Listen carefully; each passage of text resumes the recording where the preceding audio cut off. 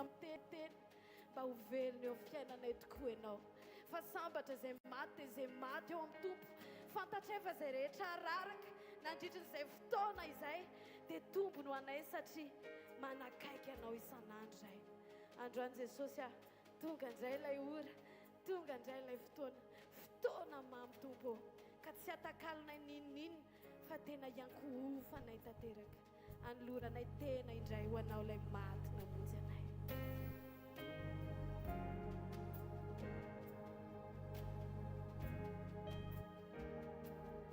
aoka ny feno etaeta amin'i Jesosy aoka ny fonao torotoro sy mangorakoraka amen alleluia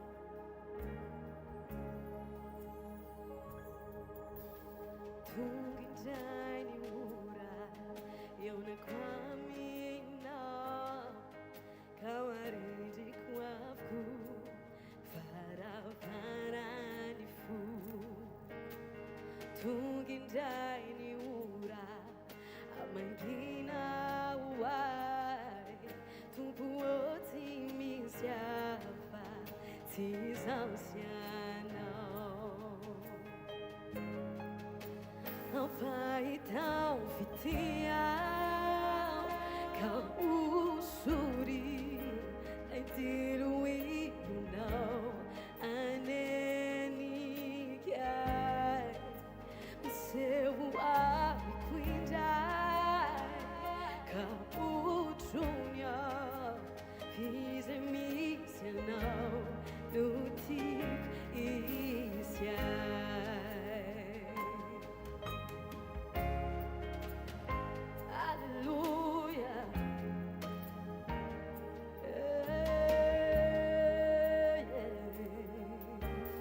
Tungindray ny ora iankofako Tungindray ny ora fiakofa ka arindriko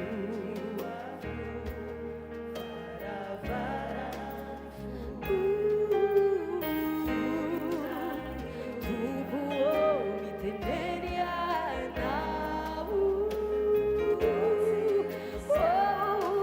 afaty izaho sy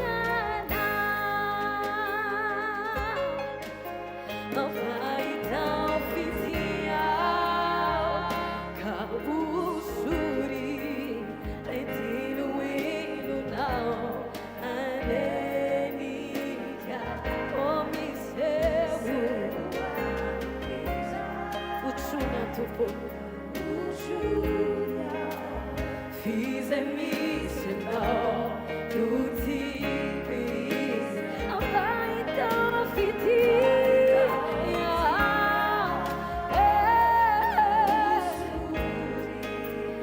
diluído na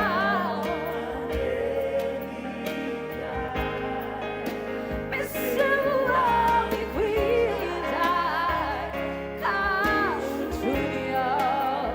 Fiz-me sinal do tipis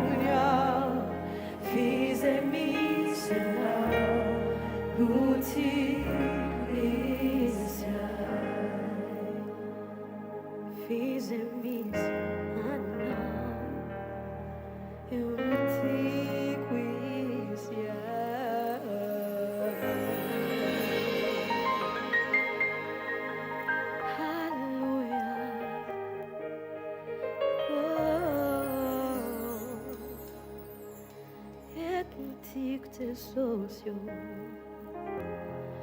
fanatrianao Jesosy ao kanenika ty toerana ty batsy izao tontolo izao no hitan'olo fa ianao sy ny fiandriananao aoka ny tsirairay avy ana masina fo ahitana an Jesosy fa izay madio am-pona mahita azy aoka ianao adio dia ho tsapanao ho hitanao iainanao fa eto izy androany eto Jesosy manasitrana eto Jesosy manafaka eto Jesosy mamelona zay maty manangana ny efa rava eto Jesosy manoratra tantara vaovao androany Jesosy tsy hitaky aminao zahay fa fantatray fa eto ianao sitranay ny fitiavanao androany alleluia.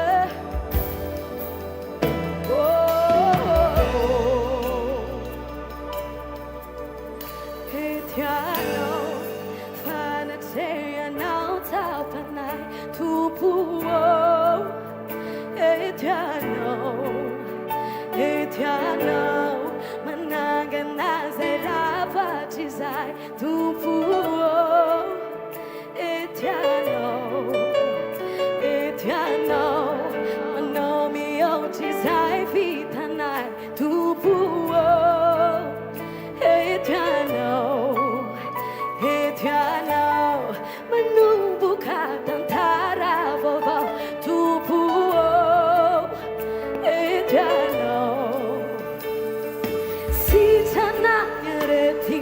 Mivany famatorana izao satria etanao mirotsaka mihosotra manapatapaka n'izy io izao satria etanao sitrana aretina mivany famatorana izao satria etanao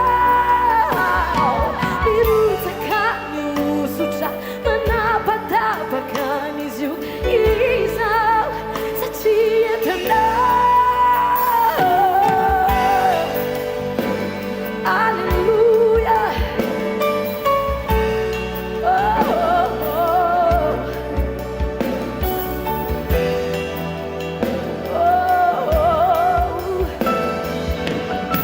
Dao iary lasy eto ianao fanatrianao tsapanao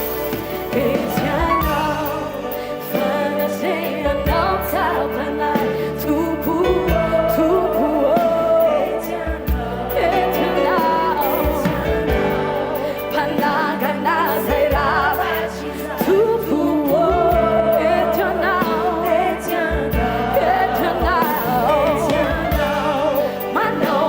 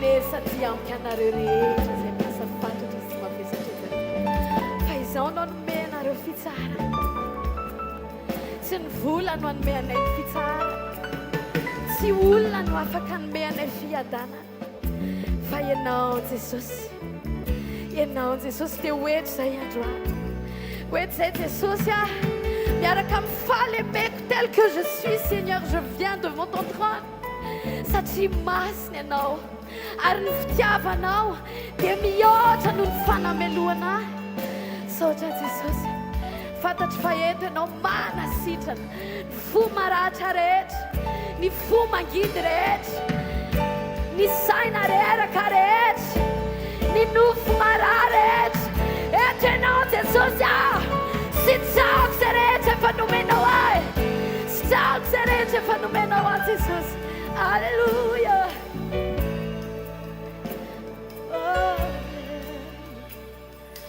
sitrana miaretina mivany famatorana izao satria Deonao mirotsaka ny osotra manapatapaka ny ziony izao satria Deonao irao sitrana miaretina mivany famatorana izao satria Deonao mirotsaka ny osotra manapatapaka ny ziony izao satria Deonao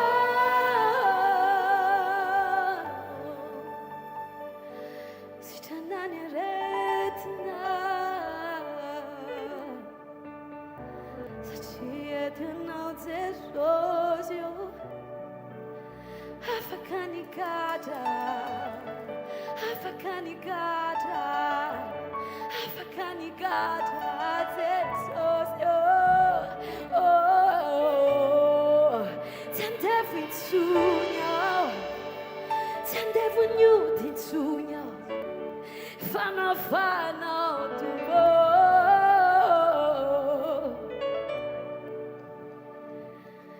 mirotsaka ny osotra manapatapaka ny zioka izao satria Deonao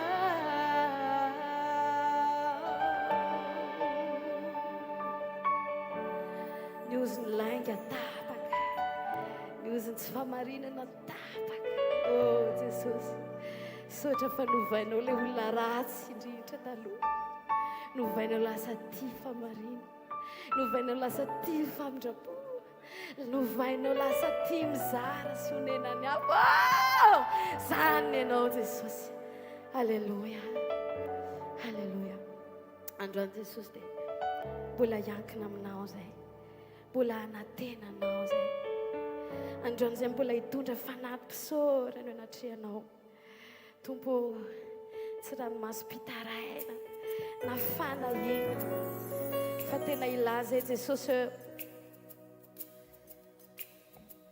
hiandro ianao zay amin'ny andronay rehetra tsy ho mpanery ianao fa tena hiandro ny sitraponao satria ianao le tianay taloha tsy izay akory no nifidy ho ao aminao fa ianao no efa nifidy anay fantatrao tsara ny fahalemenay fantatrao tsara tompo ny faratsinay fa ianao tompo mbola nanangana ary mbola tsy nisalasala nanolotra ny ainao teo amin'ny azo fijaliana ka inona ny mbola tokony hampananay ny amin'ity nofo ity amin'ity fiainana mandalo ity tsy Jesosy tsy avelanay eto ny fanantenanay satria fantatray fa ny Andriamanitray dia marina ary zay rehetra nylazainy dia tsy maintsy efainy na hoela na hoaingana amin'ny fotoanany dia mety indrindra ny zavatra rehetra ny ain'Andriamanitro dia marina fô izay nolazainy nanam-panantenay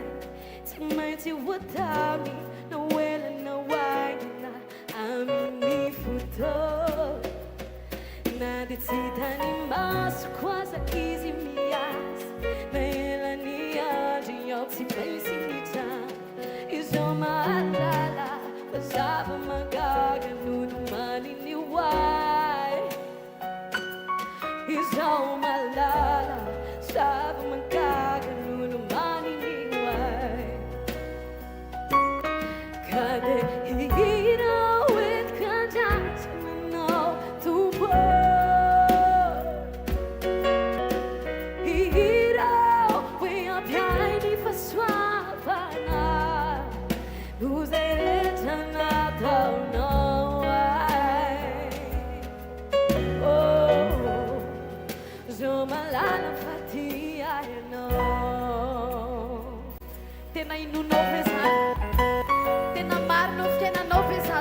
fantatrao fa ty azy tiany ianao amen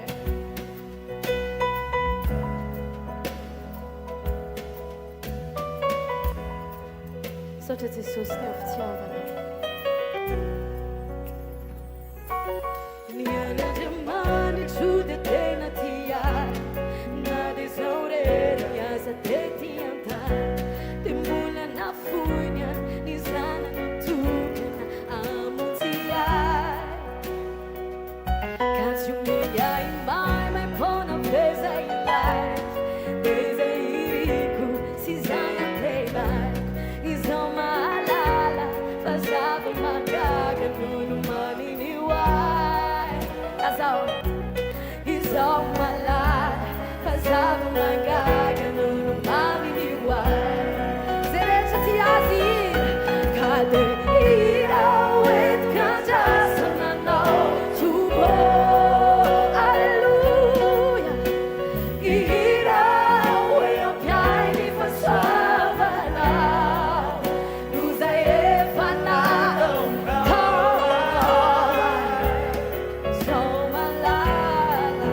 zao malala fa ty ainao asatrato any amin'ny tananao irao entika andrasananao tobo irao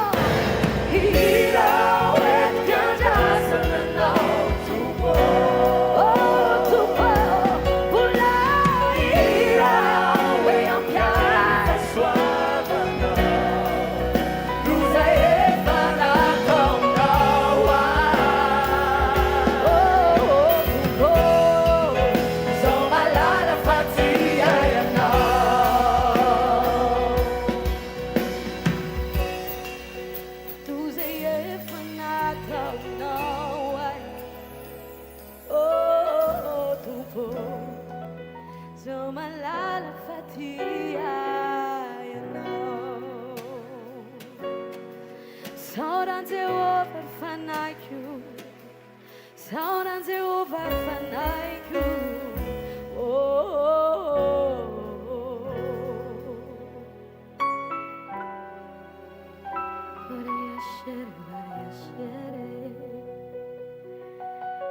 Aza misy atononao fitahiny rehetra, aza misaina zay tsy mbola nitranga, aza forsena koa hitranga, fa lao nofinofin Jesosy ho tanteraka amin'ny fiainanao.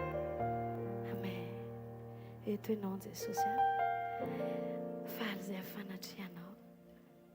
Tonga eto zay iankohoka fotsiny Jesosy, itianao fotsiny.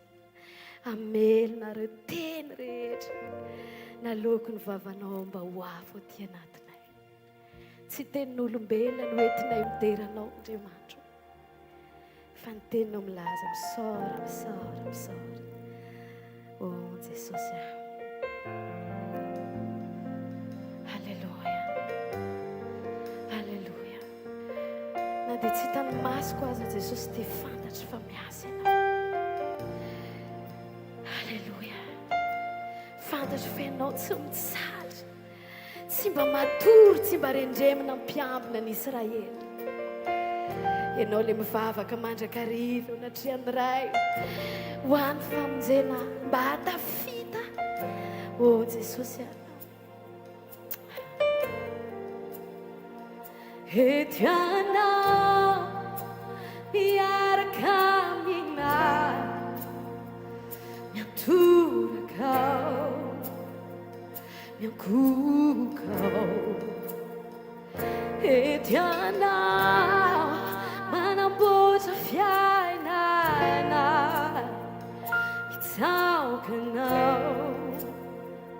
mitsaokanao etianao mikasika ny foko mitsaokanao alleluia mitsaokanao etianao manamboatra fiainana mitsaokanao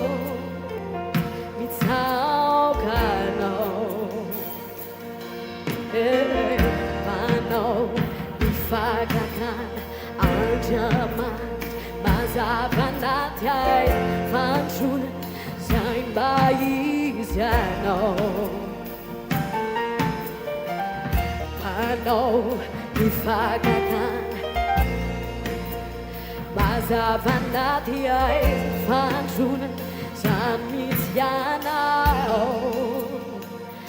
etianao mikasika ny foko mitsaokanao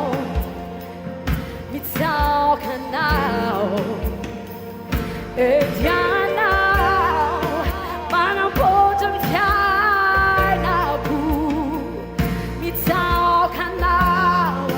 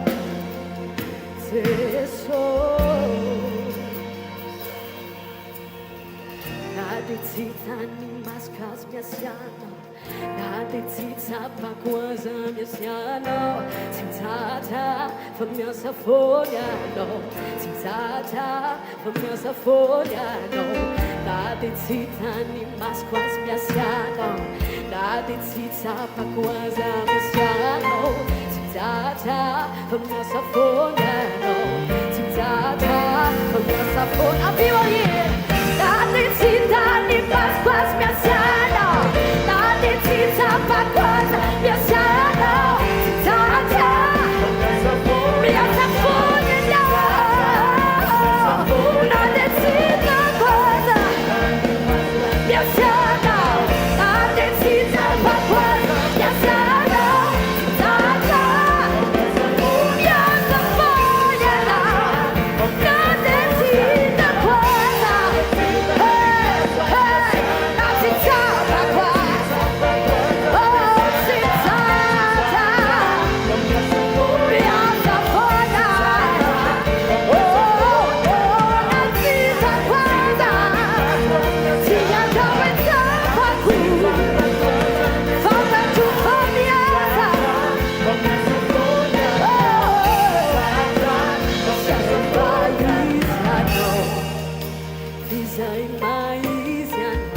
Hallelujah. Fanotronana izay maizy anao, izay maizy anao, izay maizy anao. Fanotronana izay maizy anao, etianao mikasika ny foko, mitsaoka anao, mitsaoka anao, eto ianao manamboatra ny fiainako, mitsaoka anao, mitsaoka anao. Hallelujah. Tsika tiaka mafon'ny Jesosy ary manasanao azo toerana azafady. Tahin'i Jesosy daholo tsika tamin'ny réveillon teo dia mivavaka dia nampitsahivy mifanahy masina ny zavatra lalovana nandritra n'iny 2024 reny. Dia nandritra n'izay fotoana izay dia miteny foana izy zavatra tokony hijoroany. Nanomboka ny taona 2024 tamin'izay, paraparany 2023 nanana moto zay tao alohan'izay aloha nanana moto zay. Dia kelikely le moto dia nisoloana le izy, fitahin'ny tompo dia nisoloana le izy dia nahazo tsara. Dia tao anatin'izay dia ohatran'ny fantoka tamin'le moto tsara, tenenin'olona hoe tena tsara be le moto dia indraindray tady fantoka amin'le valombavaka nomen'ny tompo zay. Dia tena hoe ohatran'ny hoe nahafa-po le moto teny, nandeha ny fotoana. Dia avy eo nanomboka mibitsika amin'ny fanahy masina hoe amidio moto io, amidio moto io. Dia nandeha ny fotoana dia amidio moto io. Tsy samy teny amin'ny vadiko mihitsy fa hoe amidy atao inona moto teo aloha efa namidy dia ho amidy indray. Dia nandeha ny fotoana dia amidio moto io. Dia nisy fotoana zay avy any ambanivohitra dia niekidi tamin'ny moto zay telo mianaka. Niekidi tsy ahoanao dia niekidi. Dia teo amin'ile niekidi iny dia bisika amin'ny fanahy masina hoe amidio io moto io. Dia mivavaka zay Jesosy amidy le moto dia ahoana sy ahoana. Dia nandeha ny fotoana dia nisy fandresehen-dahatra hoe amidy dia soloana tsara indray. Dia ohatran'ny tsy nanaiky foana dia nandeha ny fotoana dia resy lahatra any hoe amidy. Nisy olona hijery dia tsy tena nahafa-po fa hoe Jesosy engane mba tsy ho tily le olona le moto io. Dia nandeha ny fotoana avy eo tena tily le olona le moto azo le izy. Tao alohan'izay aloha dia niteny amin'ny vadiko amidy le moto fa zao dozy izy hoe efa izay mifatala lafa mety dia amidio izy. Dia mivavaka izay dia namidy le moto dia lafo le izy avy eo. Dia teo an'izay ry hoe hividanana moto tsara. Dia le moto efa nijerena tsy hita indray le izy, tsy azo indray le izy. Dia mivavaka hoana Jesosy inona no tianao atao inona ny lalana tianao hitondrana anay. Dia nanaiko ny fitondran'ny tompo teny dia tsisy moto teny. Izay nefa eny nosy be ety burika mivahatra fanenjika bisy foana miaraka amin'ny zazakely. Dia bisika ny tompo hoe mividiana ampiasana bisikileta dia bisikileta indray atsangana. Dia tena mivavaka dia avy eo resy lahatra avy eo dia nanangana bisikileta dia manao double indray miaka ety atsena ety. Dia ny olona izy amin'ny teny tamin'izany aiza koa nisan'izany efa nandeha moto dia avy indray miverina bisikileta. Fa tena nanamboatra ny tompo hoe tsy le materiel lehibe fa le fiadanana. Dia nandeha ny fotoana dia le volana moto tao ihany efa nisy tena nomena ny tompo izay anjarana. Dia avy eo nisy olona ny tena hoe misy tsena amidy ao izy. Dia nidresaka izay mivady dia nentina tamin'ny tompo dia azo le tsena. Dia tena hoe nomen'ny tompo izay tsy nitady tsena fa tena hoe nomen'ny tompo tamin'ny alalan'izay. Dia andeo hanangona kely dia indraindray mba mahazo moto efa sitrapon'ny tompo. Dia nandeha ny fotoana dia volana vitsivitsy tateo aoriana dia nahazo moto tena hoe le mba faniriana hatramin'izay moto efa niasa le izy. Efa namidy le olona ela be le izy fa tsy lafo mihitsy. Fa izay vao nijery dia hoe mety aminay ty moa io sitrapon'ny tompo dia azo le izy. Dia tena voninahitra Andriamanitra lehibe satria raha netaentanay dia tena hoe zavatra ambany. Fa tena hoe fandaran'ny tompo dia zavatra avolenta mihitsy Dia sady nomen'ny tompanay le tsena izay nomen'ny tompanay koa moto lehibe. dia tao anatin'izay koa dia tamin'ny vao miteraka ray izay mivady a dia nanao vinavina hoe ahoana moa fiainantsika ahoana sy ahoana dia niresaka teny hoe lolo ray dia efa kelikely vao miteraka indray hoe afaka 3 taona afaka 4 taona any dia hoe izay ny atao dia nandeha teny fotoana nandritra niny 2024 ny any zany dia vatiko moa ny teny hoe amin'izay tsika mba mitera-dao izy satria nefa vavy io a dia amin'izay mba makalandreo izy dia zao ny atao a mba hoe mijery zavatra ao anaty internet izy dia miteny izy hoe raha azo te azo laony dia zao ny atao dia zao dia tena hoe ohatrany hoe nina an'izay dia zaho moa nanaiko fotsiny tsy maninona mandeha nefa amin'ny fotoana mipetraka ny zazakely tena tsy zavatra tsy napoiziny tonga dia nisaotra ny tompo izay hoe zao mifandaharan'ny tompo izany dia ahoana izany io raha vavy dia mivadiko moa ny teny hoe matoa io mipetraka dia efa izay sitrako ny tompo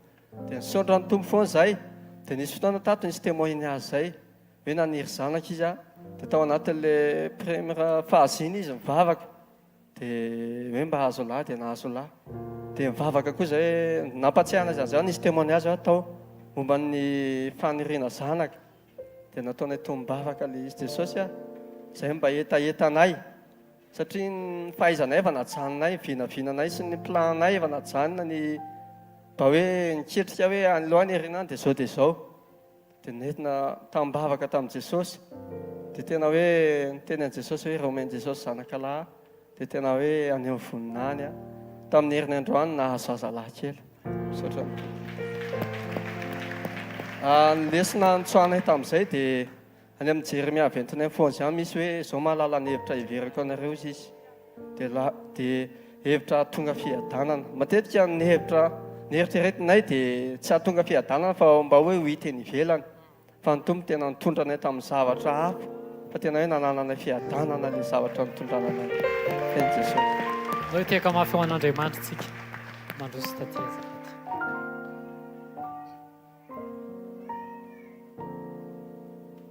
voninahitsy ao an'Andriamanitra rery any itsoroako vavolombelona dia fiadanana amin'ny fiangonana talohan'ny teny pastera teto hoe miroso ety aloha ety ozy hanao batisa dia nanoratsa anarana tamin'ilay batisa izany tamin'izay dia emitsandray ozy izy io batisa io aloha fa be maniry atao batisa dia tany ambaranjana tamin'izay fotoam-bavakontsika dia niantso anahy ilay zanako vava hoe aiza neny ozy izy dia izaho mivoaka efandrava tamin'izay dia aty an-dalana aho a dia aty amin'ny hôpitaly ozy izy ilay zanako faralahy dia mandeha eny an-dalana zany ao anaty taxi be mivavaka fa nisy fiadanana be tato anatiko dia tonga tany amin'ny hôpitaly zany izay dia efa tsy ato amin'ny azy ratsony ozy ilay olona fa lasa eny amin'ny klinika eny manakambahiny dia tonga tao efa vita ilay opération afaka imoanareo izy izy miverina ray volana sy tapa miverina manao radio dia miverina nanao radio izay tamin'ny herinandro 2 semaines zany izay dia nisy fissure le taolana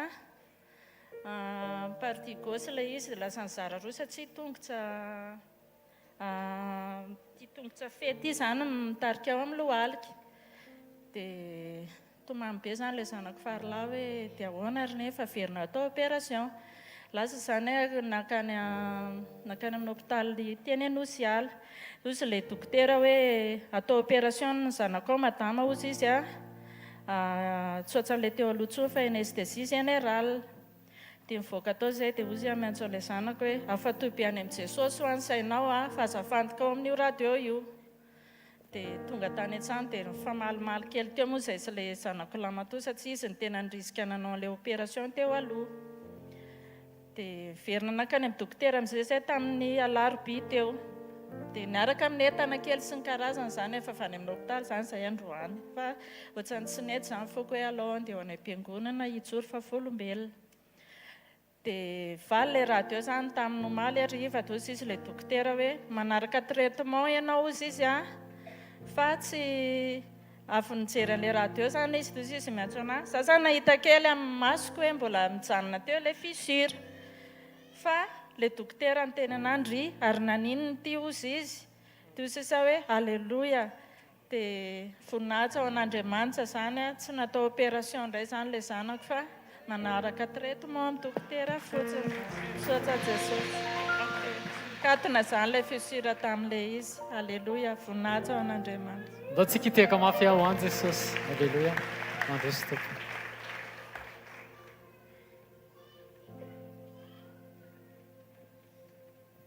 Tainy Jesosy tompoko voninahitra ao an'Andriamanitra rery ihany a fa somary tena nangataka mafy tamin'Andriamanitra hoe mbo tafiakatra eto raha ny fahasalamana na sy ny accident nahazo anahy tamin'ny lady dia tena hoe mety hoe raha tsy nisy ny tanàn'Andriamanitra dia tsy tafajoro teto satria nanao accident tena somary mafimafy be.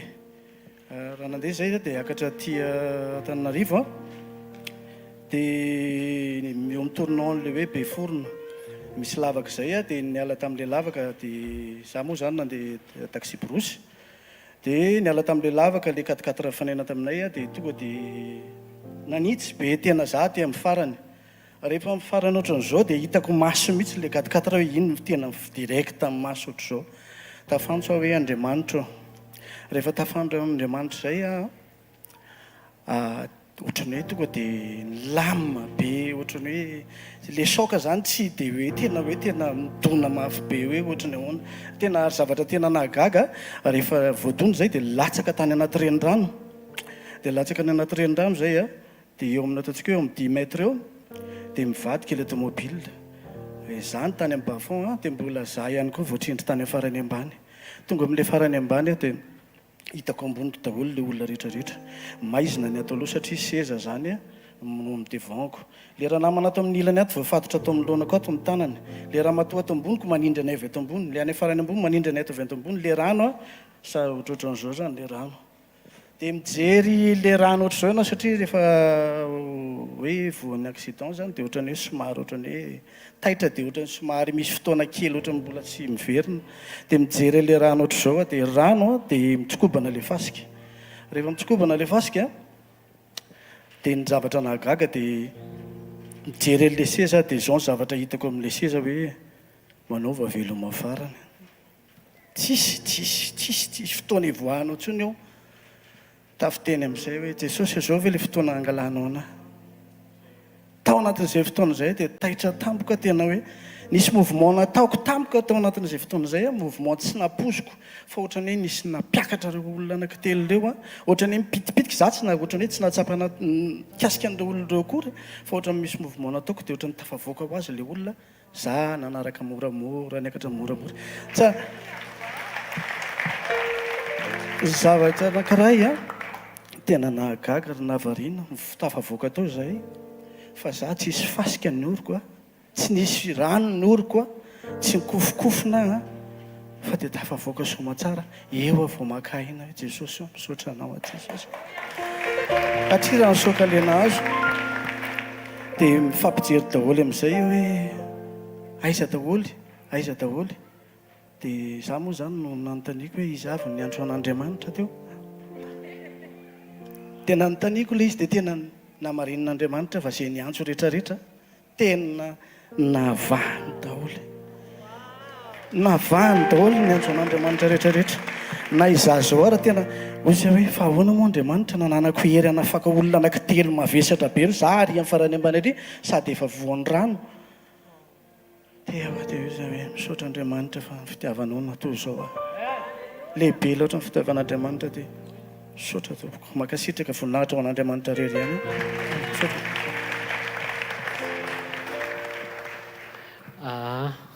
Tainy Jesosy daholo lehibe ny Andriamanitrantsika, lehibe ny Andriamanitra ivavahantsika. Reny olona anankitelo reny hitako foana eo na mandeha bisikleta na mandeha tongotra na orana na fahavaratra na ririnina na lohataona tonga foana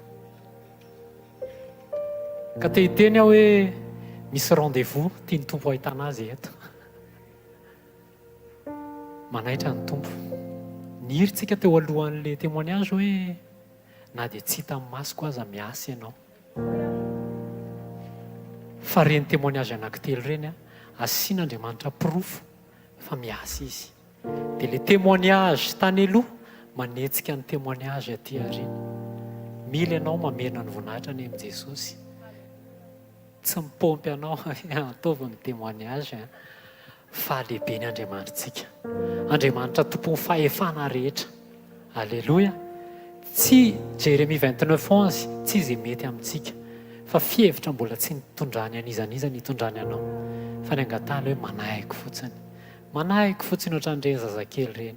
Ndao makary, ndao makary, ndao makary, ndao makary.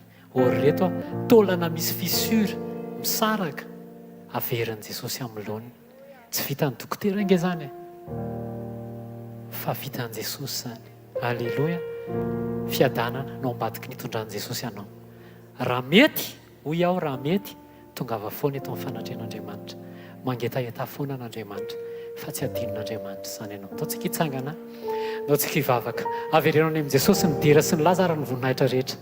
Ny amin'ireo témoignage rehetra teo amin'ilay fiainan'izy telo menada teo sy ny eo amin'ny fiainanao. Raha amin'ny anaran'i Jesosy mankasitraka anao zay. Misaotra ny amin'ny nitondranao fiainan-drà lafetra Jesosy. Ny tantananao azy. Mety hoe nisy fotoana nitady anadino ilay mpanome. Fa nifantoka tamin'ny fanomezana. Fa misaotra ny amin'ny fitiavanao sarobidy. Fa nantsonao zay hibanjina anao, hifantoka aminao fa tsy amin'ny valim-bavaka Jesosy. Misaotra Jesosy ny amin'ny nitondranao fiainan'ilay ranabavy teo. Na dia taolana efa nisokatra ary tokony atao opération fanondroany. Fa rehefa nitodika taminao dia nakatonao zany. Misaotra Jesosy ny amin'ny hazonanao, ny fierovanao ny ain'ilay rahalahy teo Jesosy. Mankasitraka fa zavatra impossible zany amin'ny maha-olombelona. Fa zay miantso ny anaranao dia vonjenao. Misaotra Jesosy eto zay androany miantso anao zay Jesosy. Ianao no ilainay fa tsy le famonjena avy any aminao. Zay ataonao Jesosy dia mety aminay fa atovy azo antoka fa mifanena aminao zay, fankahita aminao zay ary fantatrao zay. Jesosy misandrata, raiso anao ny dera sy ny laza ary ny voninahitra mandrakizay amin'ny anaran'i Jesosy. Amen. Andaontsika hiteka mafy ho an'i Jesosy andraisantsika miparitian'Andriamanitra. Alléluia. Kanto loatra Jesosy. Izy aloha ndresy lahatra hoe tena Jesosy no ilainy izy ny kanto indrindra eo amin'ny fiainany. Mba tsy angano hoe ny tananao dia tena ataovy hitan'ny tompo mihitsy hoe raha tsy teo amin'ny fiainako ianao raha tsy ianao niaraka tamiko dia tsy ohatr'izao tsy ny fiainako Andriamanitra. Jereo ny fiarovany jereo ny asany na anaty rano lalina azy dia mbola vitan'Andriamanitra ny mamoaka olona efa tsisy fanantenany intsony. Tsy herinao le izy fa naverin'Andriamanitra tampoka ny tanjaky Samsona. Olona telo manindry afaka moramora foana. Amin'izay tsy ohatry nataon'Andriamanitra hoe ny anaty rano fa mivoaka avy ao tonga dia olona normal sady tsy sepotra ny tsy maninona tonga saina hoe tao ve ahako.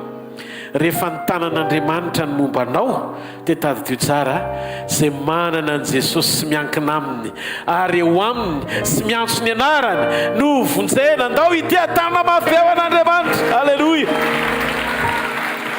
Izy rery no afaka mikasika taolana tritra zany, fisurana taolana zany tsy vita vetivety zany fa rehefa nakinina tamin'i Jesosy nikatona le izy. Alleluia. Angazany any le fahasambarany le mpianakavy kely nanaiky ny baiko n'Andriamanitra hoe baiko n'Andriamanitra hoe zao amidio io moto io dia nilatsaka bisikileta kely. Mahafinaritra ny tompony tsy hainao tsy manana moto na manana fiara ninonninony fa le fona mifikitro mihitsy ny tiany esorina vao maika infirme le toriteny tsy zao tontolo zao no hitadiavantsika n'Andriamanitra fa ny fotsika miraikitra aminy tanteraka andao ity tanana mafy be ao anazy. Alleluia. Andao tsika hiteny amin'Andriamanitra androany.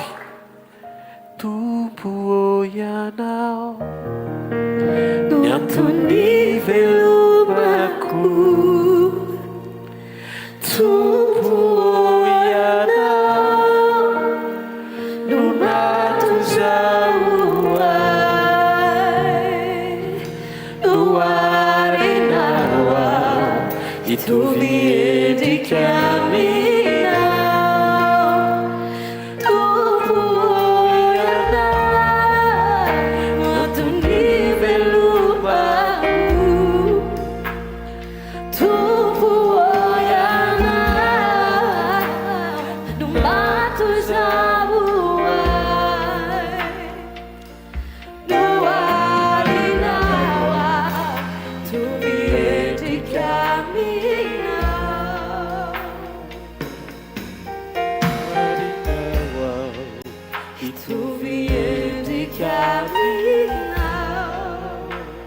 Alleluia.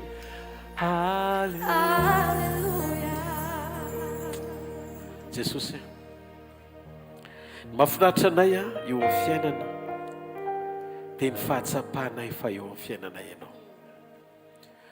Zay Jesosy tsy miezaka mijery zay tontolo rehetra afa ivelany fanatrehanao hitondra fitsarana sy fifaliana ao anay, fa ny fahatsapanay fa eo amin'ny fiainanay ianao. Zay ny rehetra ho anay Jesosy,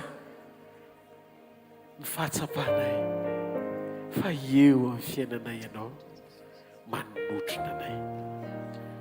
Otrony zao fivoriana zao hoentony saray avy hifankahita amin'ilay mahizy ianao. Ambarao ny eo am-ponao Jesosy, fa raha tanteraka ao anatinay ny eo am-ponao dia tanteraka ny fifalianao ary ho tanterahanao ny fifalianay, satria zany ny lazainao taminay. Mitenena tompo fa miaino ny mpanomponao amin'ny anaran'i Jesosy. Amen. Ndaontsika ity tanana maveo an'Andriamanitra maniry ianao azo toerana. Halleluia, alleluia. Mino amin'ity takariva mahafinaritra ity indray aho fa hiteny amintsika Andriamanitra. Mahafantatra ve fa ao anatin'ny fitokanam-bavaka dia misy fiainana, misy karazam-piainana zany. Tsy haiko nareo na nahazo an'ilay izy na tsy nahazo an'ilay izy, fa nataon'Andriamanitra ho an'izay mifantoka ilay izy. Tsy voatery hoe mihinan-kanina na mifady hanina, fa ilay fifantohana ao anaty vavaka mihitsy ny zava-dehibe. Rehefa tena feno vavaka ianao, miombona amin'Andriamanitra tsara ianao, dia henonao mihitsy hoe misy fiainana ao anatinao. Mateo 5:20 manomboka amin'ny 10 ka hatramin'ny 10 amin'ny anaran'i Jesosy. Ary raha naharitra ela ny mpapakatra dia samy rendrena avy izy rehetra ka dia natory.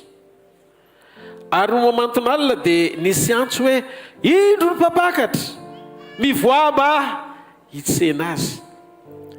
Dia nitsangana ireo virjiny ireo ka samy namboatra ny fanalany. Eno eny eno ity fahamarinany ity. Nataitra ny virjiny 10 dia nisy ny antso, satria samy renirena daholo izy rehetra, zany hoe natory daholo. Fa rehefa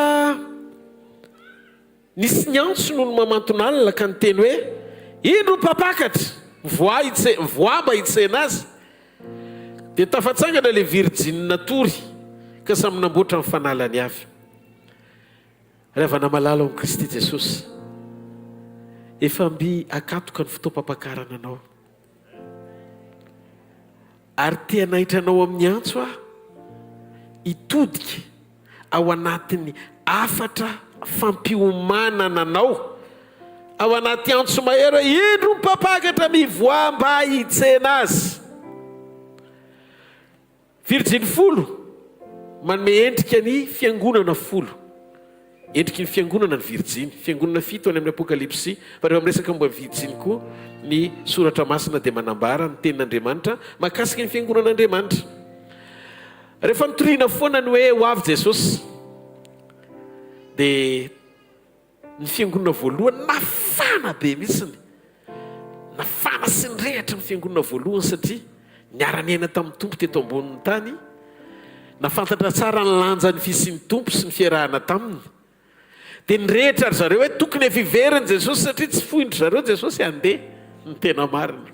Fosy Jesosy hoe mahatsara anareo felako, fa raha tsy ala dia tsy tonga aty aminareo mihitsy ny mpananatra. Dia lasa moa Jesosy niakatra, dia teo ilay mpianatra nanatrika an'i Jesosy niakatra, dia nisy anjely teny amin'ny rahona ny teny tamin'ny tompo, ny teny tamin'ny mpianany hoe iny Jesosy izay niakatra hitany masonareo ino izy izy dia tahaka niny koa ny iverenany eo amin'ny rahona lanitra, apakatra anareo any aminy. Ary Jesosy dia tena ny teny mazava tsara, ozy izy ny tompo hoe aza malahelo izy izy ny fonareo, minoa an'Andriamanitra ary minoa akoho.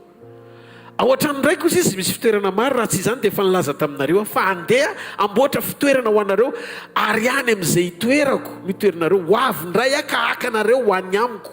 dia any amin'izay hitoerako no hitoeranareo. Zany hoe Jesosy tena nyteny mihitsy hoe za no ho avy aka anareo ho any amiko, le niakatra no hidina hapakatra.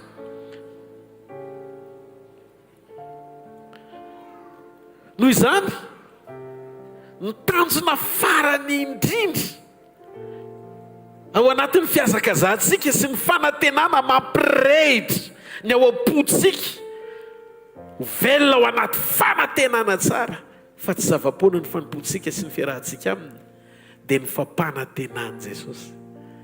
Fa hiverina izy, ary hiverina izy apakatra antsika ao aminy, dia any amin'izay hitoerany koa no izy itsika.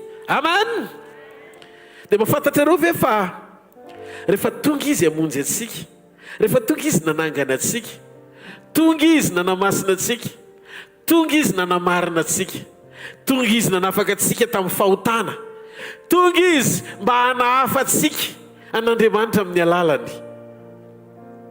Zay rehetra fahatongavana zay dia ho amin'ny tanjona anankiray, fanantenana anankiray, fifaliana anankiray, dia ny ao am-potsika mahatsiaro fa tsy hamelantsika ho irery izy nakambody, fa tonga izy namonjy antsika tamin'izany rehetrarehetra zany ho amin'ny tanjona iomanany hapakatra antsika ho ao aminy. Ry zanak'Andriamanitra isany anisan'ny afatra anankiray mampiorina antsika andraisantsika famonjena ny fitoriana momba ny azo fijaliana. Ny apôstôly Paoly dia nilaza ny amin'ny azo fijaliana Jesosy Kristy ny torianay, ny filazantsara na saina ny toriana dia Kristy sy ny azo fijaliana, mba hatonga ny fon'ny olona hibebaka hiala amin'ny fahotana, satria efa nisy solution sy vahaolana amin'ny fahotana. Rehefa maty teo amin'ny toerantsika Jesosy dia disponible, vonona ho anao amin'ny fotoana rehetra ny famelan-keloka. Rehefa matsapa tena ho am-po ianao ka hitodika sy hiverina aminy, dia Andriamanitra mandray anao amin'ny fotoana rehetra, tena nananao fahatsapana ao anaty, fa mila aza ny fiainanao, maniry ny hovonjeny ianao, dia voniny Jesosy ny andray anao. Fa ny afatra tena mitondra fifoazana kosa dia ny afatra mampatsiaro sy manaitra anao fa hiveriny Jesosy. Satria teto ry havanao matotoko 5:25, raha nahatrela ny mpapakatra dia samy rendrena ny fiangonana, tena zany ny zavatra misy. Ny fiangonana voalohany tena nafana be, fa nisy vanim-potoana sy taonjato amin'izay nanomboka ny vily lalana ny mesazy. Ny afatra nanomboka nitodika teto an-tany ny fiangonana, satria ohatry ny ela ny fiverenan'ny mpapakatra, tena io 5:5 io mihitsy.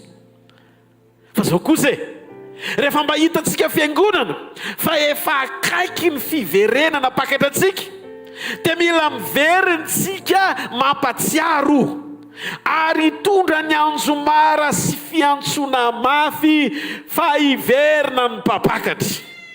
Rehefa toriana ny fiverenan'i Jesosy dia ozy izy ny Baiboly, ozy izy ny ten'Andriamanitra 5:7, dia nitsangany ireo virjin'ireo ka samy namboatra ny fanalany. Ny fifantohana ao anaty fiverenana dia misy hidirany ny fiantsona sy fampatsahivana fa hiverina ny mpapakatra. Ny fotoana namonjenanao dia fakaiky kokoa noho ny fotoana ninonao hatramin'izay. Noho izany tadidio fa mila mijoro ny fiangonana ny aminy hoe tsy hoe rehefa nesorony ianao tsy ho isan'ny ringana fa nandray famonjena. Dia zay no midika efa tanteraka zato isan-jato ny fahazahoanao ny fiainana mandrakizay. Nahoana moa ny vehivavy ohatran'ny vadiny Lota no afaka no vovonjy ny ala tany Sodoma sy Gomora ihany, ho alefan'Andriamanitra hialoka ho zoara izy menakavy kely fa ny tany ho pitehan'Andriamanitra, mbola tratry ny faharinganana teny an-dalana hoe ny zoara famonjena. Sainy hoe izy efa navoaka an'Andriamanitra ny Sodoma sy Gomora kanefa nanjary vongatsira teny an-dalana. Rehefa afaka lalana lavidavitra ny alan'ny tanàna fa tsy hoe teo am-bahavadin'ny Sodoma akory. Midika fa na dia isan'ny olona mbo vonjeny an-dala mpamonjena aza ny amin'ny manao, dia maniry Andriamanitra mba tsy herikerenao tany amin'ny lasana iainanao tamin'izay zavatra efa nanafahany ianao, fa mitovy ihany nanjony olona any Sodoma sy ny eny an-dalana miherikerika samy tsy tafita doly. Ho antsika afaka tsika miala tso isan'izao tontolo izao ntsony, afaka milaza ianao fa an Jesosy Kristy ary nandray azy, kanefa ianao mahafantatra ny ao anatin'ny fonao androany. Zay no mahatonga ahy tena hitantsika fa ny zavatra sarobidy amin'Andriamanitra dia ny fandresen-dahatra ao am-ponao amin'ny fanomponao sy fiaranao amin'Andriamanitra eny an-dala mpanomana ny ianao ho akarina ao aminy. Miteny mihoatra lavitra no ny fandresen-dahatra ao nandray famonjena ny ao am-ponao mifikitra amin'ny eny an-dalana mandra-pahatonganao ho ao aminy. Noho izany niala tao Sodoma sy Gomora ny vadiny Lota, fa ny olany dia zao: Sodoma sy Gomora mbola tsy nivoaka teo amin'ny fisiny teo amin'ny fiainany sy tao am-pony. Izy niala tao Sodoma sy Gomora, fa Sodoma sy Gomora mbola tsy afaka tao am-pony. Toerana efa tian'Andriamanitra horavana dia mbola maninona ianao ny mierika sy mijery any indray. Inona loatra mbola mahatonga anao mierika nefa Andriamanitra efa niteny hoe aza mierika. Fa inona kay no ao an-tsainy sy ao am-pony mbola hitodiany any Sodoma? Inona ny tsarony any? Inona no adinony any? Fa zay efa any aloha dia any. Aza miverina manao fanao izao tontolo izao intsony, fa rehefa navoaka an'Andriamanitra eny an-dalana nandray an'i Kristy hiatrika famonjena sy fampakarana, aza mierika manao fanao izao tontolo izao. Fa raha mierika ianao, ny sasany ho ringany ny afo avy eny an-danitra izay monina ao Sodoma sy Gomora, fa zay eny an-dalam-piarena koa ho lasa vonga tsira. Andriamanitra efa nanafaka azy, fa izy mihitsy tsy nentina fahana. Ka misy fotoantsika indraindray tia hita ny tanan'Andriamanitra monjy antsika, tia hiatrika ny fahatsarany mba ho tonga any amin'ilay destination na tanjona tiantsika efarana araka izay fanambarany raha teo hoe aza malahelo moa fonareo manana fampiononana tsika ane. Amin'ny Tesaloniana voalohany eny Baiboly dia milaza manana fampionona ngeza be tsika ny Tesaloniana voalohany toko 4 manomboka amin'ny 7:20 ka hatramin'ny 9:20. Mifampionona ianareo amin'izany teny izany hoy Jesosy Paoly, satria rehefa neno feo naraka anjelan'Andriamanitra sy ny trompetra dia anomboka hovahana vetivety tsika hitafony tsy fahalovana, ary ny maty eo amin'ny tompo no hitsangana aloha, fa hovahana miaraka amin'izay natsangana ny velona rehetra, ary ndray mpimaso sika rehetra dia hoe ho amin'ny Jesosy amin'izay, satria hovahana hitafony tsy fahalovana. Izany ny fanantenantsika ry havana.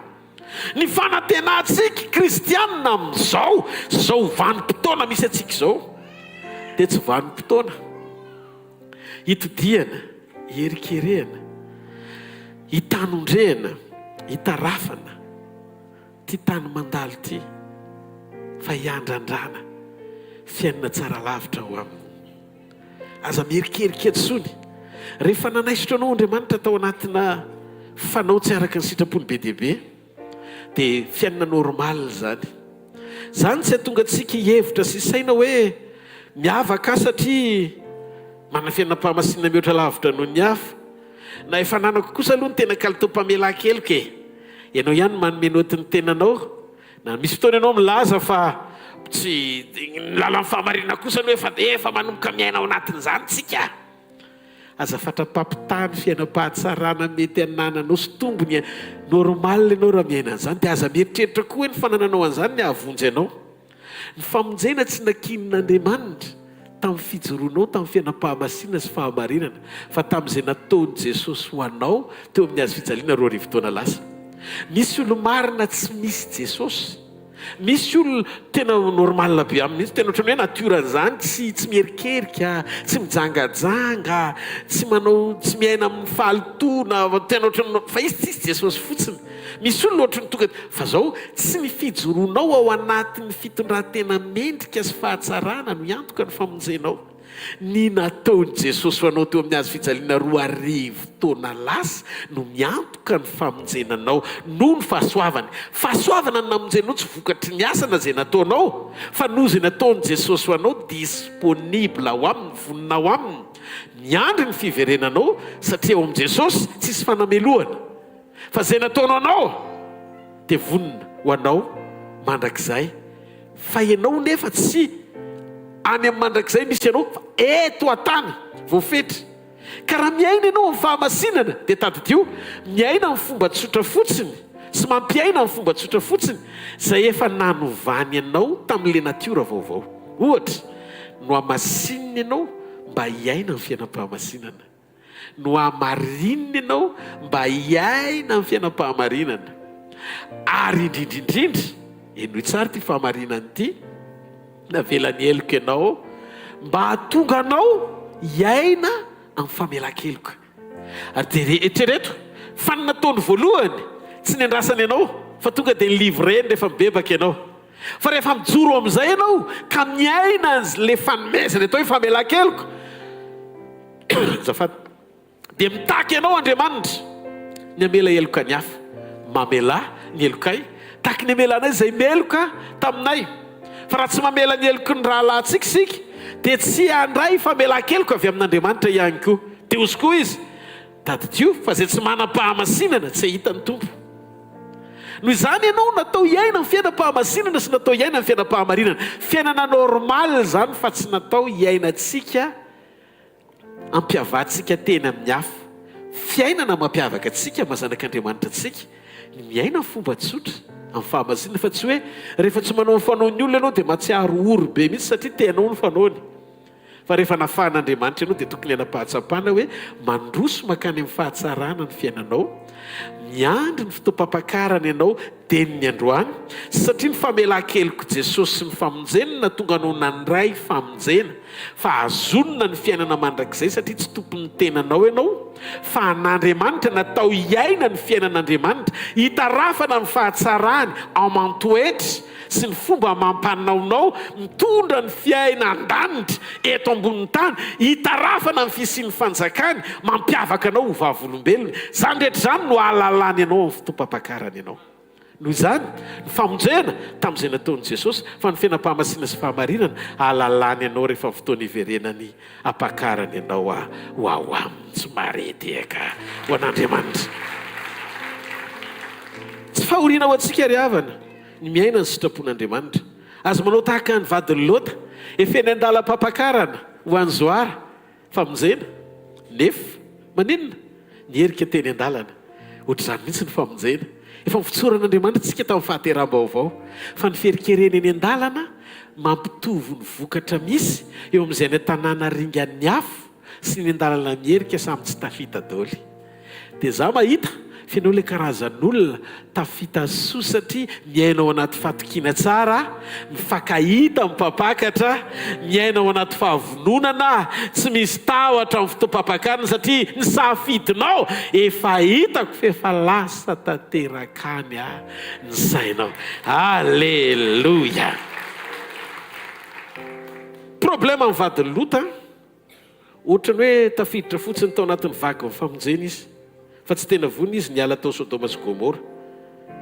Tavela tao ny sainy dia tavela any koa ny fony. Zany no mahatonga antsika mahita kristianina mivavaka miaraka amintsika nefa mbola tsy nateraka indray, tsy tena mbola niova fo. Ny lanja ny fiovam-po dia ambony lavitra no ny lanja ny fiovam-piainana. Mety efa nandray famonjena ianao fa ratsy voatahiry ao am-ponao le fiaina fiovana amin'ny maha-olo-baovao anao. Dia zao risky ny fampakarana anao. Ny fony vadiny Lota mbola tany Sodoma, fa ny vatany efa mivoaka ny Sodoma. Izy mivoaka ny Sodoma, fa Sodoma mbola tsy mivoaka tao aminy. ny deliverance ilainy voalohany tsy miandrandra zoara tsy miandrandra ny zoara aloha zay toerany ivantanany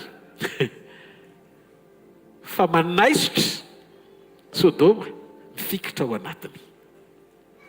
Izy tafavoaka ny Sodoma sy Gomora, fa Sodoma sy Gomora mbola tsy tafavoaka tao aminy. Iantsoantso zay mamatotra ao am-ponao, ary zay ny sakana tsy ahafahanao mandroso sy libra tsara hiatika le destination na toerana tian'Andriamanitra efa rahanao miaraka aminy. Ny olana zany mahatonga antsika indraindray eny an-dalana dia retsika mihitsy hoe ohatra mbola lavitra izany misy zavatra oapotsika ao eny an-dalana ao anaty vavaka sy fatikanina, mila diovina, mila esorina. Ary zany no mamaky an'Andriamanitra fiombonam-po aloha fa tsy fiovampiaina ny ety ivelany. Raha ny amin'io efa nampananten'Andriamanitra fa ho karakarainy ianao, inona moa ny zavatra tsy vitan'Andriamanitra? Izy no Andriamanitra ny nofo rehetra, moa misy zava-magaga zay tsy hainy va? Tsy tory fahagagana aminao zany, tsy tory fahagagana aminao zany androany. Tsy anaitranao hoe vitan'Andriamanitra miainga avy eo amin'ny vovoka manisy fofonaina manangan'olona. Fa raha mbola latsa-danjan'izay ny zavatra mitrangy eo amin'ny fiainanao, aza atao mampahoro ny fonao, valio fotsiny izay mampangetaheta-n'Andriamanitra, fa ny ambony rehetra ho karakarain'Andriamanitra. Zany mahatonga antsika tsy miezaka mitady vahaolana avy eny ivelany, tohanany tenin'Andriamanitra ara-baiboly, fa mampitodika anao araka ny prinsipan'i Jesosy mihitsiny, satria ho amin'ny fanekenao iray aminy sy ampitoetra ny teniny ao anatinao no ahatonga anao anapahafahana meny karazana sheka ianao sorata eo zay tianao na inona fa ataoko aminao zany. Zany hoe ho amoraina zay hitadiavanao hevitra hovany eny ivelany, rehefa tanteraka amin'ny famalinao ny etaetany iombona aminy ao anaty. Ka ny sekoly mpanompoana sy ny fiarahana amin'i Jesosy tsy lesona lava be zany, fifampatsahivana fotsiny no ilaina, fa ny fiasa efa an'Andriamanitra, ny finoana efa an'Andriamanitra, ny fanatanterahana an'izay inoana efa an'Andriamanitra. Mibanjina fotsiny an'i Jesosy lay tompo sy mpanefa ny finoantsika. Izy ny tompon'ny finoana ary izy raha teo koa ny mpanefa azy. Mahita amin'ity takariva ity fenao le kristianina mitombo tsara ao amin'i Jesosy. Ianao le olona azon'Andriamanitra antoka fa hitarafana ny vokatry ny fanahy, mandehandeha ary ahitany zao tontolo zao ny fisian'Andriamanitra tsy hita maso, satria ho taratra aneo eto ambony tany ny fisian'ny fanjakany. Ataovy amen tsara. Halleluja. Vo hitan'ny olona ianao dia hoy izy ny olona ndre tena ho amin'ny fitiavany indray ohatra tsara amin'ny fandeferana, tsisy nofo midazizotra tsony, miazona anao kizitina, hiady ho anao. Efa voasoratra nezany nareo angina fizany niady ho anareo e.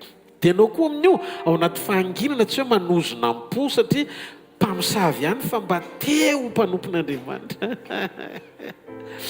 Tena tsisy an'izany ao anatintsika. Amen.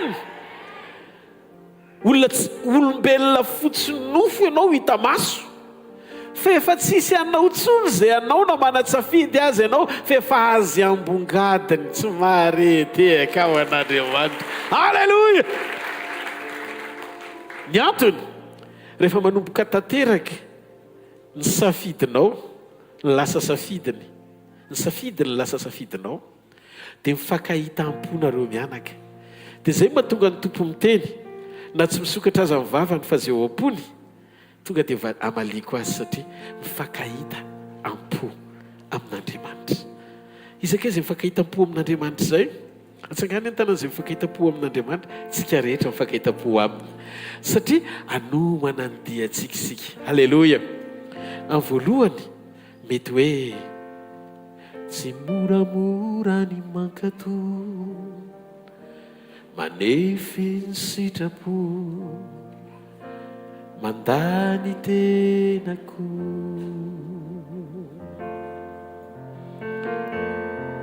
tsy moramora manarady milanja miazo fijalinao Kristy manompo anao Jesosy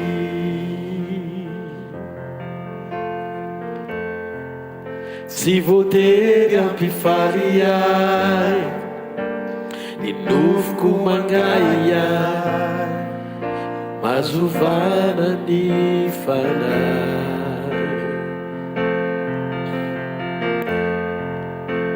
ny fanamasina tena amiko tena reny dia ny miaina mifanetreteny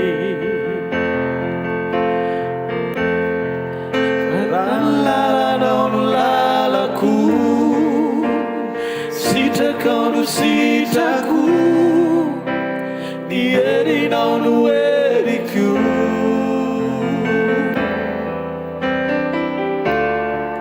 tsy tiako fazaitinao tsy fevitro fa fevitrao atao aneny sitrapona andahoany antsika isaina ty fahamarinany ty mba fantatrao ve fa Satana dia mitady hevitra mandrakariva ary ny hevitra ao am-pony Satana dia manao zay fomba izy manao zay fomba izy tsy eombonanao tsara amin'Andriamanitra afaka mampiasa izy ny fikatsahanao an'Andriamanitra amin'ny saina fa jamais ny fiombonanao ampo amin'Andriamanitra ho tena tonga any amin'ilay tanjona tian'Andriamanitra ahitananao. Satana tsy fahavalo mifandrosoa ny fiainanao ety an-tany ary zay nefa ampatsahivako anao fony isan'andro zanak'i Jesosy zay miomana sy miandro ny fotoam-pampakarana fa ny numéro 1 eto ambonin'ny tany tsy kristianina amin'ny arena sy zavatry ny tany fa makanesa ho Dubai fa raha zavatry ny tany nresahana dia afaky ny ananana zany na tsy kristianina azy ianao noho izany aza manaiko avembena ny devolo hoe blessinina sy fitahiny eto tany no antony mahateriny fo hitadiavana an'Andriamanitra mety amin'ny voalohany misy ny mahatery tonga eo amin'Andriamanitra ianao fa rehefa tonga eto ianao dia ny rahan'izay tsy ampitodika anao hifantoka amin'izay vesatra nentinao teto fa nanrananay lesona farany dia ampahiratra ny masonao hifankahita amin'i Jesosy. Mba fantatrareo ve fa ny lesona farany namena amin'ny Petera tsy tao anaty lakana fa teny ivelan'ny lakana. Lesona voalohany tao anaty lakana ny fomba tao ampanginana tafiotra tsondran-dranomasina. Koropaky Petera nifoazina Jesosy fa mbola hita ny olana ary le olana natahorana novahana fa tsy zay ny sekoly erahana amin'Andriamanitra farany. Sy Jesosy ao anaty lakana mpianatra anao ampitsahatra tafiotra nefa sorena aminao orikely finoana inona ary ty manjoa anareo mandra-pahoviana ny retako aminareo faly izy zany na mpitsahatra sa tsy faly izy satria mampidina ny rany eo amin'ny toerany orooro miatrika an'le olana ny famoaza amin'ny Petera azy hoe mifoaza fa ty misy zavatra nefa lakana rehefa miletika dia eno ile lakana ohatran'iny rehefa iletika izy rehefa misy fatra satria efa kekofeny dikan'izay efa tokony letika fa naniontana azy nitsingevana Jesosy koa nahazo aina satria izy ara-mandeha mijoro eny ambony rano tsy miletikako tsy voasoratra mihitsy hoe maten-drano izy fa eo ambony hazo fijaliana noho izany tsy ao amin'le lalana tokony atahorana fa efa niteny izy fa retony tsy maraka profesia hoe ho avy ny andro ny zanak'olona ombony amin'ny hazo fijaliana fa tsy hoe maten-drano dia foazana eo fa maty zay rivotra ranomasina mitsara fa rehefa tonga ny fotoana ny sekoly mpanotrona naveriko indray apakatra anao eo amin'le dingana hibanjina an' Jesosy dia zao tsy le zavatra nitrangana mpatahotra ny Petera tsony ny olana fa rehefa hitany tao anaty tafirotra jesosy dia ny olona mifono hoe tsy problema na tafirotra ntsony ty resaka ity fa na izy raha mandehandeha ambony rano dia ozy izy jesosy aza matavatra za ihany ty dia ozy izy jesosy mantsy petera avima raha ianao arino ozy izy petera atsoy aho eny aminao avima anatona nivoaka ny lakana izy rehefa mivoaka ny lakana izy tsy hitany tsony le tafitra nefa le tempête mbola tsy niala fa rehefa nanaty izy mibanjana an' jesosy tsy dobo fa vo nierika kely fotsiny dia dobo fa niantso vonjy amin' jesosy vo navoakany dia hiteny jesosy averiko fa zay nampiororo azy tany amin'ny lesona voalohany no nitsahany teo amin'ny lesona faharoa zany hoe ninninona zavatra rehetra mety mampipanika ny tany rehefa tsara ny fifatoanao amin'Andriamanitra dia lalana hitanao ny fahefany manapaka an'izay natahoranao ho ambony lavitra no zay safotofoto mampatahotra anao. dia zavatra ny lesona manaraka rehefa miverina izy mianaka dia zao no nataon'ny petera mifikitra tamin'i jesosy fotsiny. lesona farany mandra-pahatonganao any aminy azavariana mama solution vaolana amin'izay problema nitrangy eto ambonin'ny tany, manana fifantohana sy fireketam-po amin'ilay niantso ny fidy anao ary nampanantena sy nampionina anao hoe aza malahelo ny fonareo, aza malahelo mifampionona amin'izao teny zao ozy izy Paoly ho avy mipapakatra ary ao amintsika zay rehetra niomana sy niambina ka nandeha tamin'ny sitrapony dia ho isan'ny olona ho fantany satria ho apakariny aoka ho tapitra ny saison ny fiangonana amin'ny firaiketam-po sy fitarafana ny zavatry ny tany ho rava reto ty tany tia ary rehefa mepotika ty tany ty tsisy nininona ho antsika dia ahoana zany ny fiainako zany mba mila ny tompo hoe zao hoe ty filazantsara toriko aminareo ty mety vaovao be aminareo fa ty ny tena filazantsara tiany Jesosy ho zaraina.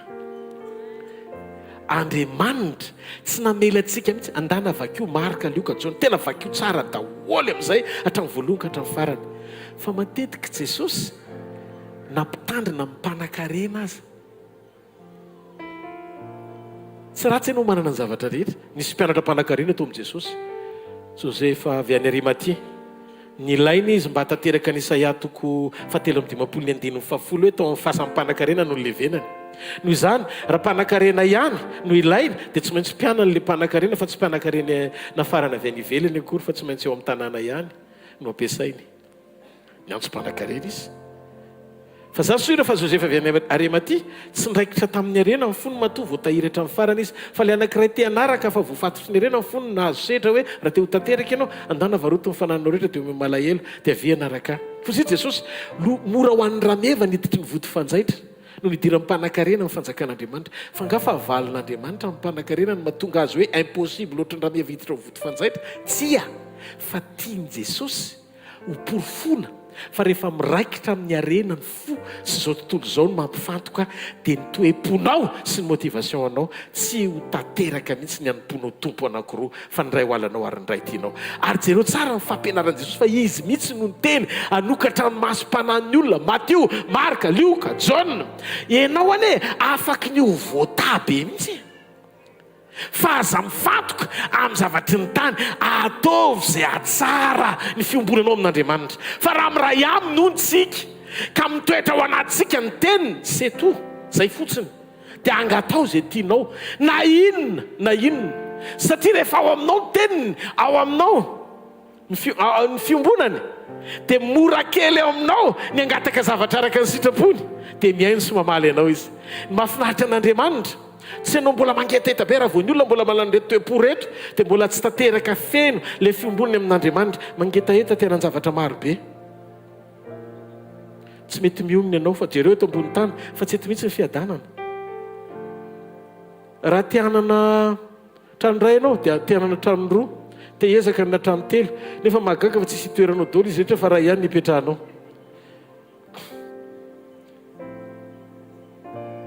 Allô eto zany tsisy fiadanana eto fa ho Jesosy rery ny fiadanana. zay ny mahatonga any miteny ianao izay mitady ny fiadanam-po amin'izao fiainana izao. Tiana eo atoro anao ty lalana ity hoe Jesosy ny lalana sy fahamarinana ary fiainana. Raisy Jesosy ho tompo sy mpamonjy ny fiainanao manokana. Rehefa omponao izy dia manam-pitsarana ianao, manam-piadanana ianao. Ary azo antoka ny fiainana mandrakizay ary ty eno tsara raha vao tena tsy mitodika sy manome lanja ianao reo zavatra manodidina mitady hampahory ianao reo mampijaly ianao tsy mampiadana anao reo fa nanany hafa tianao elonana azy reo nefa zavatra tsy mandrakizay akory fa mandalo vetivety mandany fotoana fotsiny ianao fa torany devoly amina motivation hafa ao anatiny fo fa tsy mety tanteraka tsara amin'ny fijoroanao ka tena amin'ny fo tsara tokoa. Dia ianao ty famarinany ty manomboka angidy ianao hijaly iny ianao ohatriny hoe manompo Andriamanitra fa tsy tanteraka le fatsapanao amponao hoe ny tompony zavatra rehetra ny miaraka aminao le mpandahatra endry nanao zao rehetra zao anie no manoana anao ary ny tsara lavitra sy mihoatra noho izany ny tiany efa sy no manno anao ny amin'izao fiainana izao satria amin'izao fiainana izao efa laza izy fa za no ianareo aza manana inona na inona tsika mila very raha vao tsara ny communion dia tsisy fanahiny zany ao anatinao. Tsisy fanahinao fa mahatonga ny fanahina mbola manapaka ao problème de communion satria terenao Andriamanitra ny antom-pisinao eto ambony tany lasa tsy manatanteraka an'izay andrasany aminao fa tonga eto an-tany ianao hiandry azy amin'izay zavatra ohatrany hoe te hampiasa an'Andriamanitra fa tsy mpanompon'Andriamanitra. Rehefa zanany ianao dia mitoko fotsiny hoe ny raiko tsy hanary azany ny raiko ty ary fantatro fa mifandalovaka eto an-tany raha zavatra mahasoa dia tanterahany zany satria miray aminy ary mampitoetra ny teniny atao-po.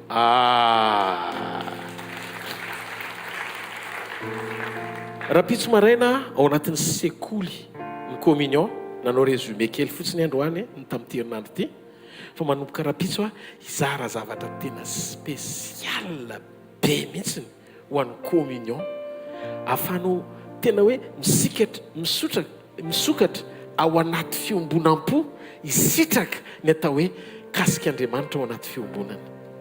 Dia zao no izy za tsy miteny hoe teneny ny havana matsakaiza tianao hoe hiaino an'le teny raha pitso fa ohatra tena azo tsapaitany nantany zavatra anakirainy Jesosy indray dia mba hanamaly any tompo andao ity tanana mafy be ho azy. Alleluia. Mino fa sekoly ny fiainana mahafinaritra be amin'ny fiarahana amin'i Jesosy izay raha pitso izay. Ataovy amen. Fa ho anao androany aloha dia zao ataovy ao anatiny fo ny afatra mitondra fifoazana dia afatra mahakasika ny fampakarana satria Matthieu 25:5-7 rehefa mivakitsika dia hitantsika ao anatin'ny soratra masina fa rendremana daholo ny virjiny folo efa natoro zareo fa nisy ny antso io ny antso tsy voafaritra hoe izy noho izany afaka hoenao io miantso afaka za io miantso afaka ny hafa rehetra io miantso ny rahana ampitodika ny fony fiangonana zay efa natory hoe misy mpapakatra andrasana anetsika ary efa indro izy ary zao vanim-potoana itenenako amintsika zao vanim-potoana efa tokony anorotsika ny mpapakatra eo ambaravarana tsy tany masotsika fotsiny izy fa tsika tsirairay avy efa vonona sy miomana ho amin'izany fotoam-pampakarana zany ahitsano any zay tokony ho ahitsana zay toetra tsy mendrika rehetra adino ihany mety taloha ianao mbola varindrina mety niaraka tany dolo tsika rehetra atsangano ny tanan'izay niaraka tany tsika tsisy tafala amin'izany tsika tsirairay avy reo fa amin'izao afizo any dolo amin'izay zavatra rehetrarehetra zao ny fotoana tsy maintsy ampakarina raha zavatra nitranga teto ambonin'ny tany ve sy ny fahoriana misy eto amin'ity tany ity no afozako anao Andriamanitra sanatry amiko zany noho izany manomboka androany zay mbola miainao anaty faharatsiana mahafoizany faharatsiany zay rehetra mbola miainao anaty toe-potsomendrika miala amin'io fialonana io fankalana io miala amin'io fitiavateny io miala amin'ny fijangajangana miala amin'ny faniriam-badin'olona miala tsy fotoana zao anendrentsika zay tsy masina intsony zao ny fotoana antsitsika ao anatiny fo anekentsika hotariana hiadika mpapakatra ataonao inona zaho tena ny teny nisy fotoana tsy hoe za sanatria mivavana diny lela hoe makahalanao mipetraka ao anaty trano vato be afaka hotahin'Andriamanitra ianao fa raha ohatra ka tonga arany hoe rava le trano ny trano falafa mba mivotony andronao fa raha beton ny tranonareo potika tsisy raisiny ianao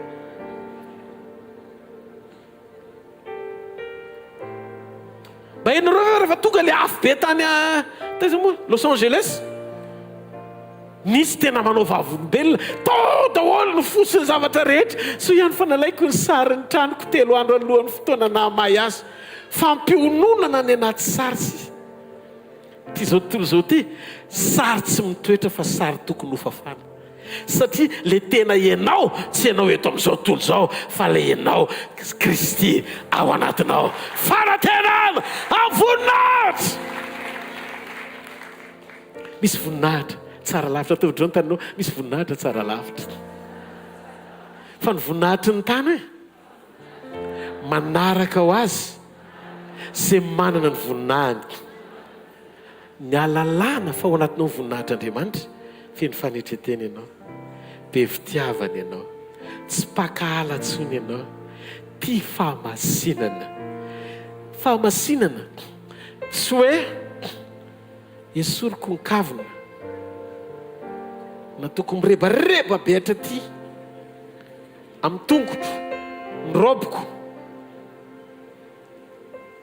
mba tsy ahitanin'olona ny fitanjahako marina aloha fa anisan'ny problema anankiray zao ny mahatonga manova ny fitafiako fotsiny hoe any amin'izay tsotra sy standard ny antony dia tsotra satria raha ohatra ka le voloko taloha na le lamodiko taloha no manafotoana ny hafa tsy anatonany an'i Kristy dia kopeko le izy satria lasa manimba ny aratiko sangan'ny taman'izay miaina satria raha iaingo tsy iaingo an'ny olona fa iaingo ho anahy ary voalohany indrindra iaingo ho an'Andriamanitra raha ohatra ka tsy manome tsiny ny foko ny saiko amin'le zavatra anaovako toy ny hoe mitanjaka matahotra anao so vaky ny telefôna anao dia ataonao an'le koko matevitevina fa mahavariana tsy matahotra anao fa sao dia enjera dia minizipotra ty ny anaovanao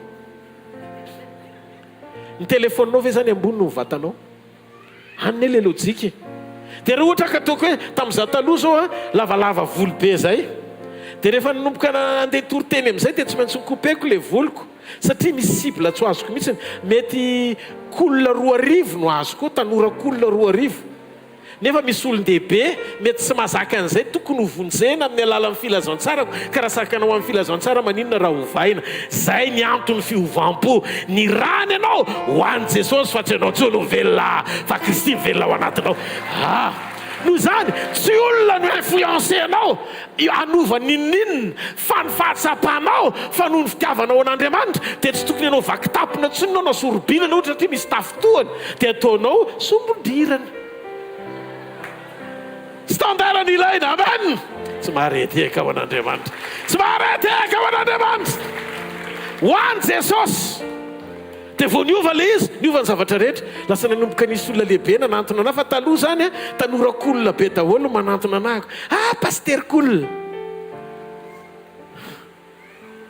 fa rehefa niova le kopy ny olona rehetra amin'izay mety sady mety amin'ny tanora le izy satria antitra be koa ianao no mety amin'ny lehibe le izy satria tsy hoe ianao tanora be makaiza koa fa rehefa eo amin'le mapety tsara dia mba nitany an'i Jesosy ianao mety aminao ave zao satria efa tsy anao tsony ho vatanao andany izy anontany io fa aza mijery olona zay olona rehetrarehetra afaka miteny ratsy aminao ty manana ianao ve manana dia olona teny ovanao zay fa mandana ny mpanao anao dia tenena izy tianao ave zao Jesosy dia hoeninao izy feo miteny hoe anaka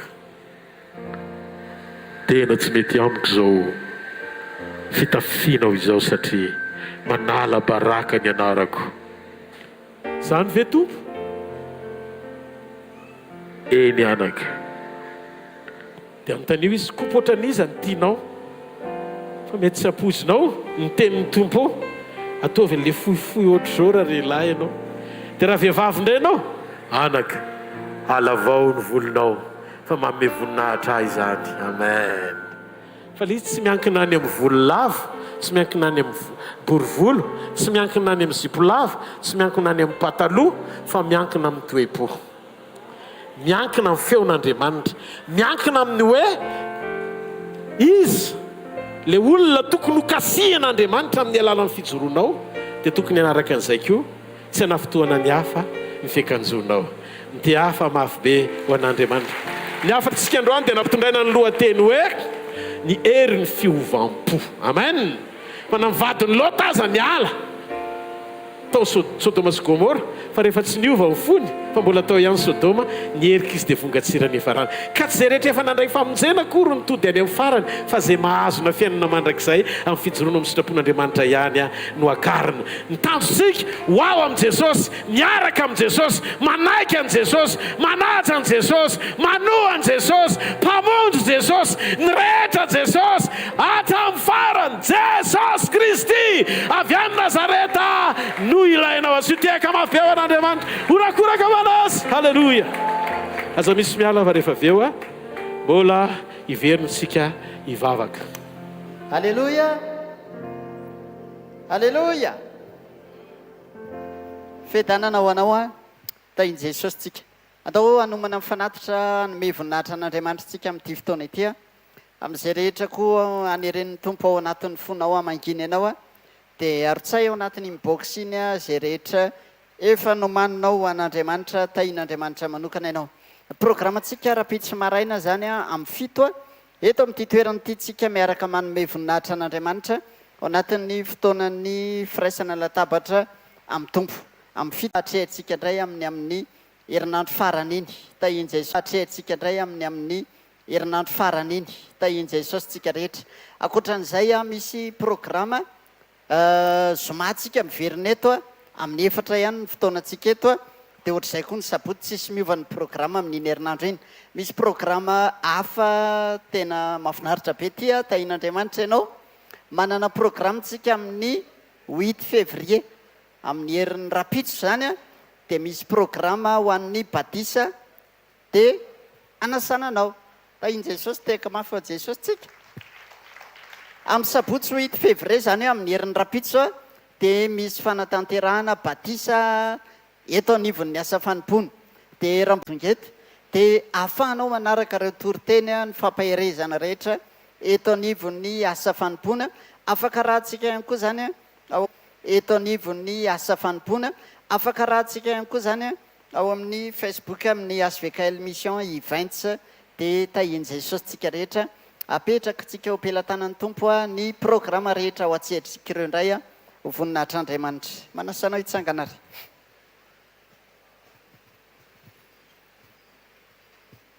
Ainjiro ny taninao dia hivavaka amin'ny fanatitra isika. Raha eo misaotra manome voninahitra amin'ny anaran'i Jesosy, mankasitraka indrindra ny amin'ny fitariana sy ny fitantanana, ny amin'ny famindram-ponao ahafahanay mijoro eto anatrehanao mitondra zao fanatitra izao.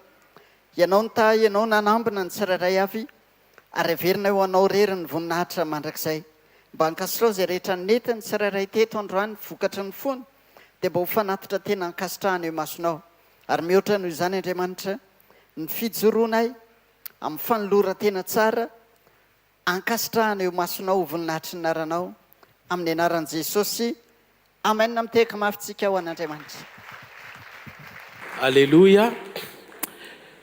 Mariana moa zany ho voninahitr'Andriamanitra vaovao kely ihany koa. Raha voatapitra ny vavaka sy fifadikanina dia efa iomakomana ihany sika ny amin'ny fikarakarana ny taratasy hanomboka angaditsika ny fototry ny centratsika ny bypass. Izy tehaka mafy eo an'Andriamanitra. Saorana an'Andriamanitra lehibe ny amin'ny fahafahan'ny famille izay tompon'izany toerana zany noho ny famindram-pon'Andriamanitra sy ny fahasoavany. Fa na dia mbola tsy vita tanteraka aza ny eny an-dalantsika mpandoavana amin'ny vidin'ny tany na dia mbola tsy vita tanteraka ary zany dia mena lalana mazavitsika anatanteraka an'izany. Misy moa ny solotena mpianakaviana ny sady misoratra amin'le tany atao hoe taty Josiane zay ny France manambady vahiny izy dia nomeny fahafahana tanteraka zany sika ara-taratasy eto Madagasikara zay soloany tonton Marc sy tatiana Nosa dia ao anatin'ny fianakaviana ihany koa mpandova izy nefa mpiara-mivavaka amintsika teneto amin'ny fikarakarana ny fahavitany zany tany zany amin'ny fikarakarana koa ny fatanterahany raha-panjakana rehetra ahafahana ny fahazahon-dalana manangana ihany koa. Ndao itiatanana mafy be ho an'ny tompony amin'izany. Koa satria moa zany ny fahafahantsika farany tamin'le fety nataontsika farany teo misy eo amin'ny 50 millions FMG 10 millions d'ariary eo zany a dia afaka iangatsika tsara sy miampy an'ireo zay fafahana fa mba misy vonina kely eo ampelantanana anatanterana an'izany asa fanombohana zany a andao asiana tea-tanana mafo an'Andriamanitra ny amin'izany zany efa mino fôtriny nananganana ny tamboho an Jerosalema io Nehemia fotsiny nanaitra fa ny zanak'Andriamanitra tena zay rangatsika rangahy efa tokony ho afaka asitsika tena hoe amin'ny fo mihitsy zany no anatanterantsika ali tsisy atery tsisy fanentanana fa tonga dia le fotsika bolotany be tian'Andriamanitra iny a na briky ray raha vitanao fa tena ataonao mpitiavana raisiny zany ho voninahitr'Andriamanitra satria tsy avelan'Andriamanitra mihitsy tsika hoe hiankina amina hoe fanomezan'olona anankiray na ohatran'izany manokana amin'izay mety hoe zavatra mitranga fa ohatran'ny zanak'Israely miroty be reny tsika dia mandeha tianareo ve aloha zany ataovatra zao ny tananao e misy anjara briky ao Andriamanitra amen ho voninahitra Jesosy rery a mandrakizay raha misy moa teny hoe pasteur aloha fa zao vitako ny ohatran'izao dia manao zavatra hafa indray tsika rehefa avy eo raha mitantana manatatekan'izany asa zany ho voninahitran'Andriamanitra amin'ny fotsika manontolo hitanao manokana Andriamanitra amin'ny anaran'i Jesosy alleluia ho fafainy amin'ny lanitra ary ny tanao dia andao hisaotra an'Andriamanitra tsika misaotra Jesosy a ny amin'ny fitiavana manokana sy famindrapo nitahinao anay a tao anatin'ity fotoana androany ity tamin'ny alalan'ny teny pasoavana teny fiainana fanairana iandrandra ny fiverenanao zany zavatra rehetrarehetra zany dia projet ohatrany hoe mitoetra eo aloha raha mbola tsy miveriny ianao fa ny fonay any aminao tanteraka Jesosy ataonay aloha ny asanao raha mbola eto an-tany zahay fa mitsahatra daholo na faminaniana na fahasoavana na ositra zay zavatra rehetra eto ambony tany nomenao dia mitsahatra daholo amin'ny fotoana iverenanao eny amin'ny raha hoany lanitra oka nisy ampianakaviana samy tena iambona tsara iandrandra tsara ho fanamivavaka fa tsy fantatra na ho amin'ny ariva na mamantonalina na ho amin'ny maraina na mitotao vovonana ny verenany zanak'olona koa satria ny famantarana efa maneo fa efa kaiky tena akaiky zany vanim-potoana zany zay rehetra Jesosy zay manandra-tanana eto dia te hitensy ianao zao fanekeny zao aminao voniny zay Jesosy niaritra miaraka aminao satria zay miara-miaritra aminao ihany miara-manam-boninahitra aminao zay nefa manantena fa ny teninao dia milaza fa na izy fahoriana be azy eto amboniny tany tsy akasika ny zanak'Andriamanitra zany satria Andriamanitra dia hiasa amin'ny fiainany zanany ary Andriamanitra omba ny zana amin'ny mandrakariva mino fa zany koa no antony iverenanao apakatra amin'ny fiangonanao satria tsy tianao ho tratra n'izany fahoriana lehibe zany eto amboniny tany zay efa natsanganao zanakao androany Jesosy